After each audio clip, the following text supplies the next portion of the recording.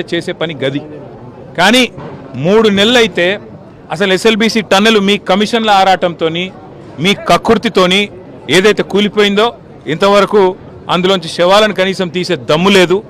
కనీసం ఆ పనుల విషయంలో ఏం జరిగిందో చెప్పే పరిస్థితి లేదు. అదేవిధంగా సుంకిశాల రిటైనింగ్ వాల్ కూలిపోయింది. సుంకిశాల రిటైనింగ్ వాల్ కూలిపోతే ఇప్పటివరకు ఆ సంస్థ మీద కానీ ఆ ఎందుకు కూలిపోయిందన్న దాని మీద కానీ ఎలాంటి ఎంక్వైరీ లేదు, ఎలాంటి కమిషన్ లేదు. ఆ సంస్థ మీద ఎలాంటి చర్య తీసుకున్న పాపాన పోలేదు.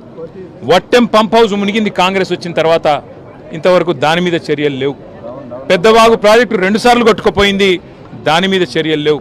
అందుకే ఇది కాంగ్రెసు బీజేపీ కలిపి వండుతున్న వంటకం ఏదైతే ఉందో, కాళేశ్వరాన్ని ఒక విఫల ప్రయోగంగా చిత్రీకరించే ప్రయత్నం ఏదైతే ఉందో, ప్రజలకు వాస్తవాలు తెలుసు. మాకు ఈ దేశంలోని చట్టాల మీద న్యాయ వ్యవస్థ మీద మాకు సంపూర్ణమైన విశ్వాసం ఉంది. తప్పకుండా ఈ ప్రభుత్వాన్ని మాత్రం తప్పించుకుందామనే ప్రయత్నం చేస్తూ ఉన్నారు. అంటే కమిషన్ల పేరిట, కాలయాపన పేరిట, కమిటీల పేరిట తామిచ్చిన 6 గ్యారంటీలు, 420 హామీలు, వాటిని ప్రజల దృష్టి వాటి నుంచి పక్కకు తీసుకుపోయే ప్రయత్నం ఏదైతే చేస్తున్నారో వదిలిపెట్టే సమస్య లేదు.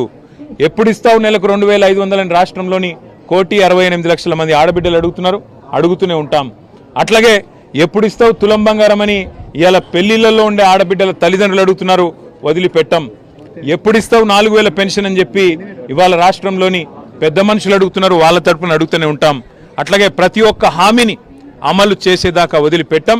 మీరు ఎన్ని నోటీసులు ఇచ్చినా, ఎన్ని డ్రామాలు ఆడినా అవన్నీ కూడా తప్పకుండా దూది పింజల్లాగా తేలిపోతాయనే మాట కూడా తప్పకుండా చెబుతూ, ముమ్మాటికి న్యాయము ధర్మము గెలుస్తుంది. ముమ్మాటికి తెలంగాణకు మేలు చేసిన వాళ్ళని ఆ దేవుడు కాపాడతాడు. మీరు ఎన్ని చిల్లర ప్రయత్నాలు చేసినా, వచ్చి 17 నెలల నుంచి మీరు చేస్తున్నాయని చిల్లర ప్రయత్నాలే. ఈ కమిషన్ అని, ఆ కమిషన్ అని, ఈ ఎంక్వైరీ అని, ఆ ఎంక్వైరీ అని. అందుకే నేను చెప్పేది, ఈ 3D మంత్రం ఎక్కువ రోజులు నడవదు. ఈ డిసెప్షన్, డిస్ట్రాక్షన్ అనే మీ ఆలోచన ఏదైతుందో ఎక్కువ రోజులు నడవదు. తప్పకుండా తెలంగాణ ప్రజలు తిరగబడే రోజు కూడా వస్తుంది. మిమ్మాటికి రేవంత్ రెడ్డి ప్రభుత్వానికి, ఈ స్కామ్ గ్రేస్ ప్రభుత్వానికి తప్పకుండా బుద్ధి చెప్తారనే మాట కూడా నేను తెలియజేస్తాం. Thank you. చెప్పాల్సిందంతా చెప్పాను.